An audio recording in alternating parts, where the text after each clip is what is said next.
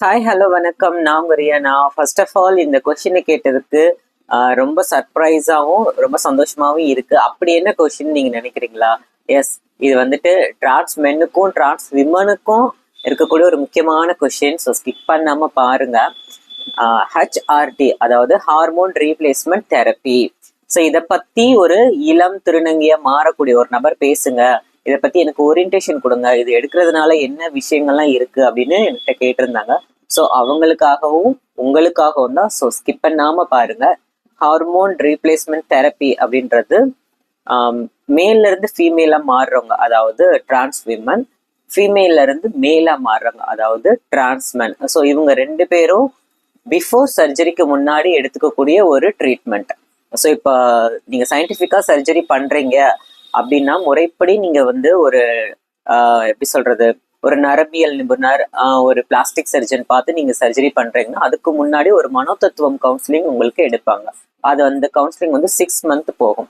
அதுக்கப்புறமா ஹார்மோனிக்கு உங்களுக்கு கரெக்டான விஷயங்கள்லாம் பண்ணுவாங்க. அதாவது எந்த டைம்ல நீங்க டோஸ் எடுத்துக்கணும், உங்க டோசேஜ்க்கு தகுந்த மாதிரியான மாத்திரைகள், இன்ஜெக்ஷன்ஸ், உங்க ஹெல்த்துக்கு தகுந்த மாதிரி விஷயங்கள்லாம் பண்ணுவாங்க. இதுல வந்து என்ன பார்ப்பாங்கன்னா, டெஸ்டோஸ்டிரான் வந்து எவ்வளவு இருக்கு, அதாவது டிரான்ஸ் விமனுக்கு, அதாவது மேல இருந்து ஃபீமேலா மாறுறவங்களுக்கு டெஸ்டோஸ்டிரான் எவ்வளவு இருக்குன்னு பார்ப்பாங்க.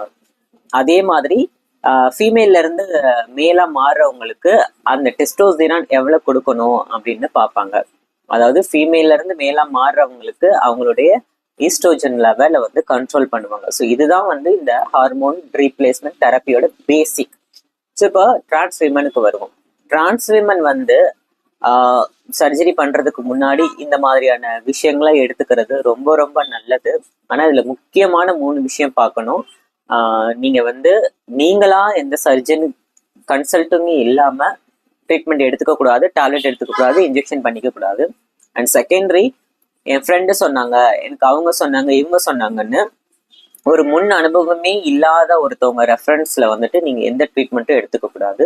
ஏன்னா இந்த ஹார்மோன் ரீப்ளேஸ்மெண்ட் தெரப்பின்றது ரொம்ப ரொம்ப ரொம்ப இம்பார்ட்டன்ட் நம்மளுடைய ஹெல்த்துக்கு. இதுல நிறைய பக்க விளைவுகள் இருக்கு, நிறைய விஷயங்கள்லாம் இருக்கு. ஸோ இதை வந்துட்டு நீங்க டாக்டர் கன்சல்ட் இல்லாம எடுத்துக்க கூடாது. ஸோ இந்த ஹெச்ஆர்டி ட்ரீட்மெண்ட் எண்டோக்ரினாலஜிஸ்ட் டாக்டர் கிட்ட தான் நீங்க வந்துட்டு பண்ணணும். ஸோ இதை வந்து அனுபவம் உள்ள இதில் எக்ஸ்பெக்டான டாக்டரை போய் நீங்கள் கன்சல்ட் பண்ணி அதுக்கப்புறம் இந்த ட்ரீட்மெண்ட்டை நீங்கள் ஃபாலோ பண்ணலாம். இப்போது டிரான்ஸ் விமனுக்கு ஆன்டி ஆண்ட்ரோஜன், அதாவது டெஸ்டோஸ்டிரான் லெவலை கம்மி பண்ணுறதுக்கு உங்களுக்கு ஈஸ்ட்ரோஜன் கொடுப்பாங்க.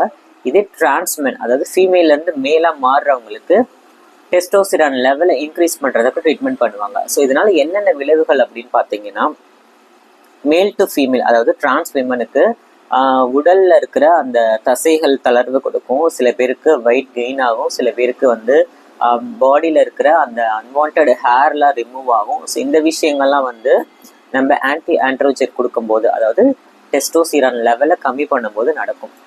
ஸோ இதே டிரான்ஸ்மென், அதாவது ஃபீமேலேருந்து மேலாக மாறுறவங்களுக்கு டெஸ்டோஸ்டிரான் லெவலை இன்க்ரீஸ் பண்ணுவாங்க. அப்போ அவங்களுக்கு என்ன ஆகுன்னா, முகத்துல புதுமையான ரோமங்கள் வரும், அவங்களுடைய தசைகள்லாம் வந்துட்டு ஆண் தசை மாதிரி கடினமாகும், அவங்களுடைய குரல் வந்து தடிமன் ஆகும். ஸோ இந்த விஷயங்கள்லாம் இருக்கு. ஸோ இதெல்லாம் நீங்க ஒரு ஃபாலோ பண்ணி கைட் பண்ணி நீங்க சர்ஜரி பண்ணும்போது உங்களுக்கு அதோட புரிதல் இருக்கும், அதோடைய தாக்கங்கள் இருக்கும். ஸோ எந்த ஒரு கவுன்சிலிங்குமே இல்லாம இந்த மாதிரி ஹெச்ஆர்டி ட்ரீட்மெண்ட் எடுக்கும்போது தேவையில்லாத நிறைய பக்க விளைவுகள் வரும். அதே மாதிரி சைடு எஃபெக்ட்ஸு சொல்லக்கூடிய அளவுக்குள்ள எக்கச்சக்கமாக வரும். கிட்னி ஃபெயிலியர்லேருந்து நிறையா வரும். ஸோ இந்தியாவில் அதுக்கெல்லாம் இருக்குதுன்னு கேட்டிங்கன்னா கண்டிப்பாக இருக்குது. நீங்கள் கரெக்டான ப்ரொசீஜரில் போய் ஒரு டாக்டரை பார்த்து கன்சல்ட் பண்ணி பண்ணிங்கன்னா நல்லாயிருக்கும். ஸோ என்னகிட்ட கேட்ட அவங்களும் வந்து ஒரு அறிவு சார்ந்த விஷயத்தை தான் கேட்டிருக்காங்க. ஏன்னா பல திருநங்கைகள் பண்ணுற ஒரு தப்பு என்னன்னா, ஈஸியாக ஒரு இடத்துல சர்ஜரி பண்ணுறாங்க அப்படின்ட்டு போய் பண்ணிட்டு வந்துடுறாங்க. அப்போ அதுக்கு தகுந்த மாதிரியான பக்க விளைவுகள் நிறைய இருக்கு, அதை வந்து அவங்களால சொல்ல முடியல. அந்த மாதிரி நிறைய பேர் இருக்காங்க. ஸோ அவங்கள மாதிரி இருக்கிறவங்க வரக்கூடிய திருநங்கைகளுக்கோ இல்லை டிரான்ஸ் மென்னுக்கோ இந்த மாதிரி விஷயங்களை கொண்டு போய் சேருங்க. இது எல்லாருக்கும் சேரணும். ஸோ அந்த கொஷின் கேட்டதுக்காக ஒன்ஸ் அகெயின் தேங்க்யூ.